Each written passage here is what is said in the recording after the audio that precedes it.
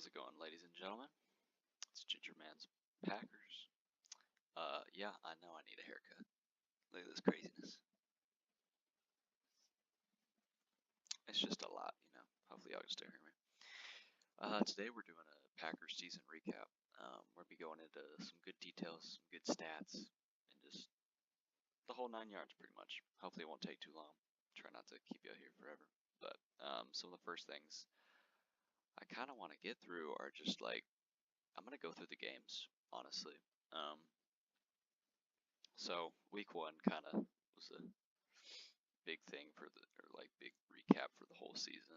It was just that everyone knows that Christian Watson play on the first play, the very first snap. Yeah, it just showed how much we were missing Devontae Adams, and then Aaron Rodgers had no like cohesiveness with his young receivers.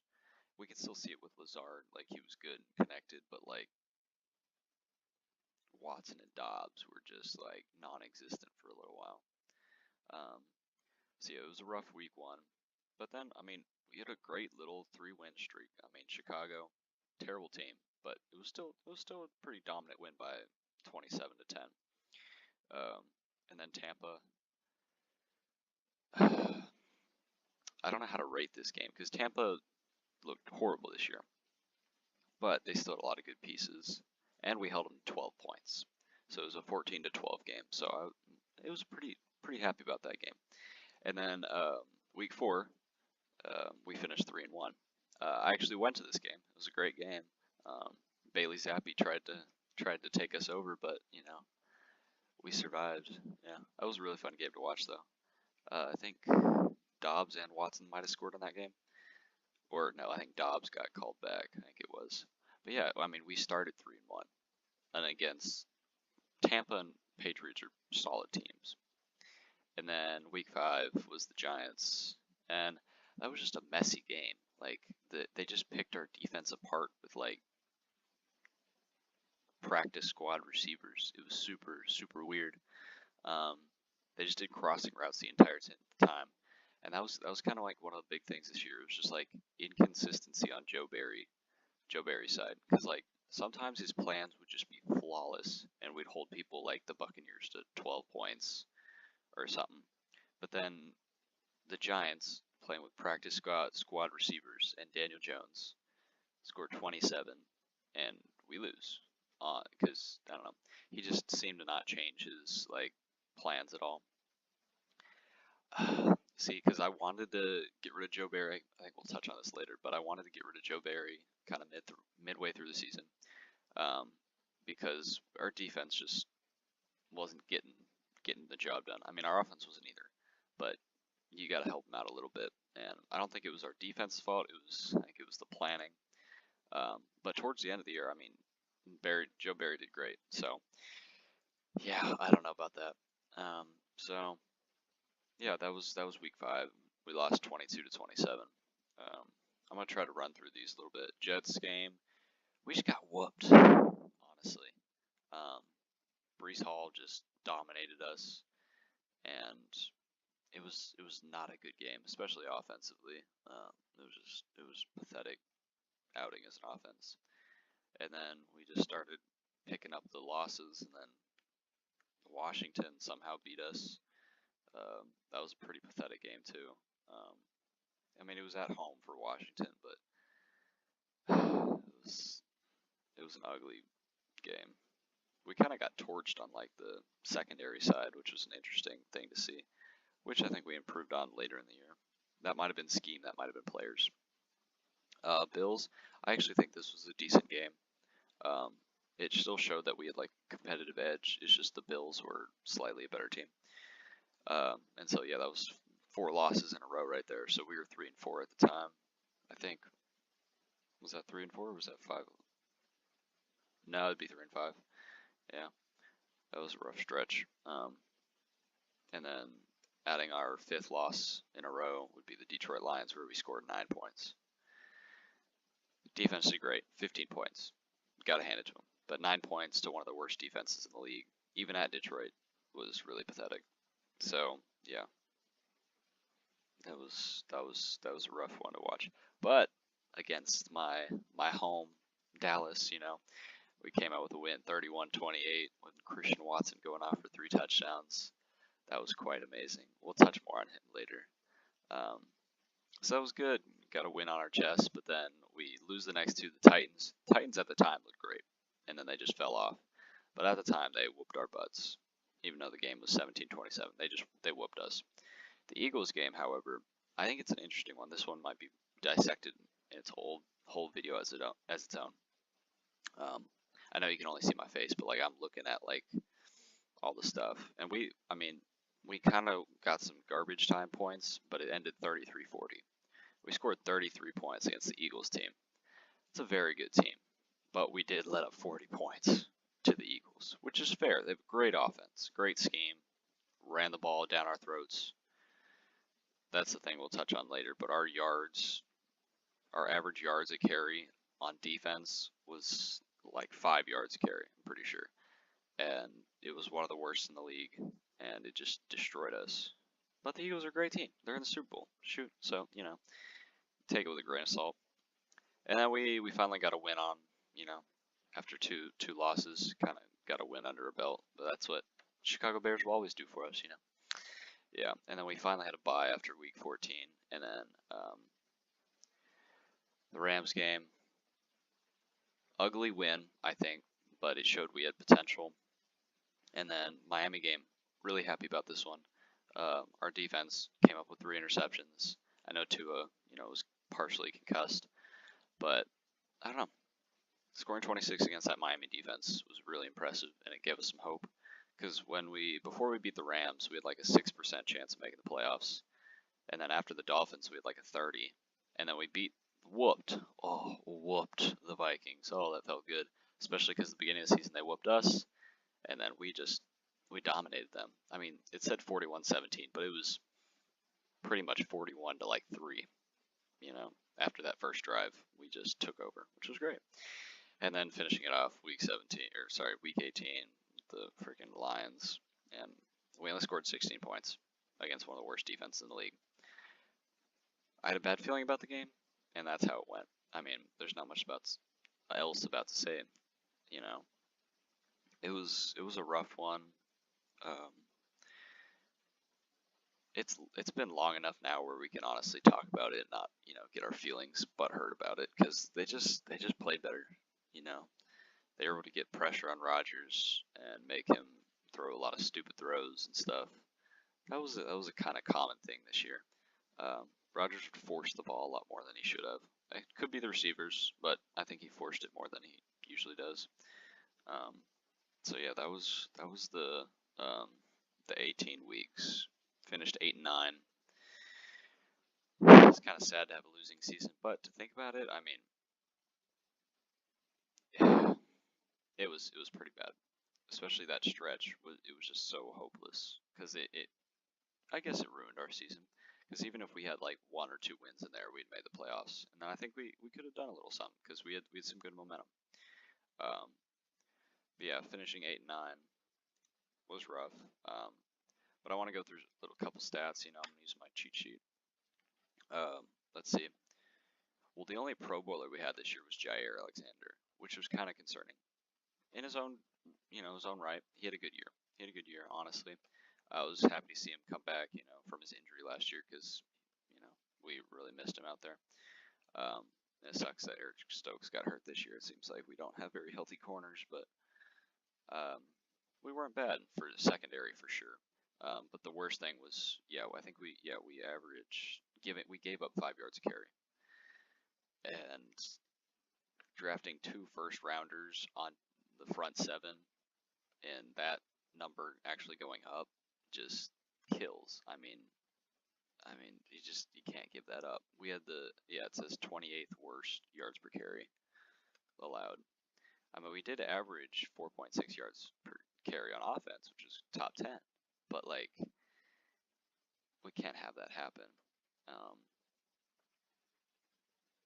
It was kind of our front 4, honestly.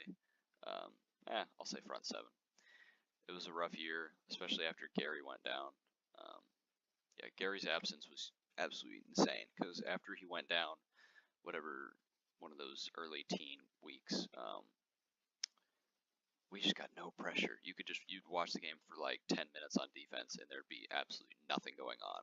It was just our secondary having to survive, which give them props. They did really well this year, but it was pretty pathetic on that. Let's see what else we got. I mean, we didn't do bad. 14 in points per game, but that was honestly a little skewed because of the 33-point Eagles game and the 41 Vikings game. Because there was a couple of games where we were absolutely pathetic, like in both Lions games. Yeah, whatever. And then one of the big things was our red zone opportunities. We were 23rd. It was really pathetic, especially towards the end of the year. I swear we just had the worst plays possible, and you could honestly blame it on LaFleur a little bit, and then also execution. But the plays didn't seem like they were going to do anything. And I guess they didn't. You know, we were one of the worst in red zone opportunities, and that kills you at the end of the day. You know, settling for field goals. So that was rough. Let's see what else we got. I mean, defense.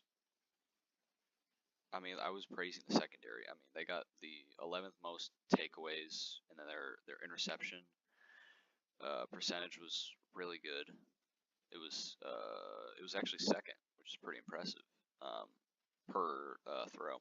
So you gotta hand it to them. I mean, with really bad graded safeties, I think Amos was like 70 something out of 86, and then Savage was like 86 out of 88. It was really pathetic showing from our safeties, but I honestly don't think they did that bad. I think we should bring Amos back, but that's a whole nother video. But just for this recap alone, it was just that part of that part of the defense that it survived. It was a good secondary unit. Let's jump over to offense.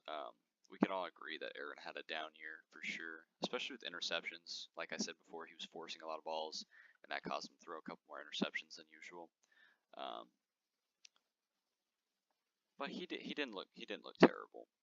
Okay, I mean, I'm not gonna talk about the rumors and all that of him being traded. I have other videos about that. But he just had an off year, especially coming back from a double MVP season. So yeah, I mean, he's a good quarterback. He's a great quarterback. It's just the pieces around him were insane. But some of the pieces, like the running backs, were phenomenal. I mean, Aaron Jones and A.J. Dillon just played their butts off, especially for Aaron Jones being hurt like the entire year. I had him on my fantasy week, questionable every single week. He had shin splints. I feel him on that. I run track. And he had like quad and thigh and ankle. Poor guy. He's gonna have a nice, treatment this offseason. But Aaron Jones, he had the most rushing yards of his career. He had an incredible year. A.J. Dillon was solid as well. Next, the O-line. While inconsistent at times, I think it was one of the better units, especially once Bakhtiari got back in the full swing. We were solid. With Bakhtiari, Elton Jenkins being fully healthy, and then new up-and-comer Zach Tom, we were a pretty good line. Aaron had a fair amount of time most of the time. It was well done. Onto the receiver unit. Love the emergence of Christian Watson and Dobbs. I mean, who does it? I mean, it came a little too late, of course, but love to see that Watson's out there. He's going to be a star. Dobbs, loved him in the beginning of the year. Kind of tapered off towards the end. Wasn't a big fan of Dobbs. He just seemed sort of lazy in his routes. That could be coaching or something, but that was just perception. Lazard, good year. He's going to be gone, though. Tight ends, we had absolutely nothing. Tanyan wasn't great after coming back from the ACL. Mercedes Lewis, though, great blocking year. And then towards the end of the year, he caught some balls, which was great. So yeah, that's the offensive recap right there. Let's go over some positives and negatives real quick. I already kind of mentioned some of them. Negatives will start out with red zone percentage, pressures and sacks, losing Rashawn Gary, youthful mistakes with like stupid personal fouls, especially with Quay Walker being ejected twice, and then average play from Aaron Rodgers, you'd say. some positives. Rookie class was phenomenal. We're about to go through that. Jair Alexander had a great year. Gary was having a Pro Bowl year before he got hurt. Running backs were phenomenal, and then O-line was solid. So that was pretty good. And then we're gonna go on to the rookies to finish off this recap, because for first year we had some big hits. First pick, Quay Walker at 22. He was on the all-rookie team, first team all-rookie team. He has a lot of promise. He made a lot of mistakes, but starting as a rookie, I think he had a good year. And then next pick, Devonte Wyatt. I really want him. I wanted him to get a lot more snaps than he did, but I think in our limited sample, I'd say he's pretty solid. He needs a lot of refinement, but we're really good at refining. And then Gary's going to be there for him, and Clark's going to be there for him. So, actually, I'm going to give ratings. Quay Walker is a B pick, and then Devonte Wyatt will be a C plus at the moment, just because he didn't get much time. If I were to switch some of them out, I would have picked Jermaine Johnson instead of Devonte Wyatt, just for that immediate edge help, because he went to the Jets and he did pretty solid over there. Next pick, probably our best pick of the year, Christian Watson. Even though we traded up two second rounders up to go get him at pick 34, kid had a great year. Okay, phenomenal year. Sky's the limit for him. I hope he can stay healthy, and then whoever the quarterback is next year, either Aaron Rodgers or Jordan Love, they can just build that chemistry, keep building that chemistry. He gets an A plus. He was a non-first round receiver, and he was arguably one of the best. Plain and simple. Pick round 3, pick 92, Sean Ryan. F. I mean, we should just throw out all of our third-round picks from now on, because there's no reason anymore. Especially when he got suspended, that was just pathetic. And our fourth round picks were phenomenal. We hit on both Romeo Doubs and then Zach Tom. Doubs had a great start to the season, was a little banged up. He was on IR for a little while. But I think fourth round receiver, he had a pretty solid year. I'm gonna give him probably B plus. He had a better year than I give him credit for. I just didn't like how he ended the year. Zach Tom, home run hit in the fourth round. My man took over for Bakhtiari, Elton Jenkins at times, and then a couple others, and bought himself a starting role. I mean, he's in our top 5 best linemen. It just depends on where he's gonna fit. I think he's an A. For where we got him, he's an A pick for sure. And then our next pick, Kingsley Enagbare from South Carolina. After Gary got hurt, this kid was starting, and although he didn't get like the most sacks or anything in the world, for a rookie pass rusher in the 5th round, he was pretty dang good. I can't wait to see what he does next year. For now, he gets a B plus for where we got him for sure. And then our 4 7th round picks, Tariq Carpenter, Jonathan Ford, Rasheed Walker, and Samori Toure. Tariq Carpenter was not a fan of the pick because we could have used some safety depth, and he's not a safety. Jonathan Ford had very limited role, and then it's same with Rasheed Walker. So those 3 picks get a D. They're 7th rounders. I think they still have potential, but for now, that's what we got. And then Samori Toure with our final pick. Like the kid, good route runner, hard runner. I like him a lot. I think he can develop into a decent receiver for us. So, especially he could be put in the slot. So, and we need someone there if Cobb's gone. Toure we'll give him a C plus, just for depth. But yeah, sorry, this is almost a 20-minute video, guys. Sorry, you had to look at my face for that long. Goodness gracious. But yeah, that's the recap. Not a great year by any means, but I think we have a bright future of young stars, which I like, because I feel like we've been hanging on to the old guys for so long that it's gotten a little old. So we'll see what happens with Aaron Rodgers and all this crazy offseasonness. But until then, This is Ginger Man's Packers. Please like and subscribe and comment. Peace.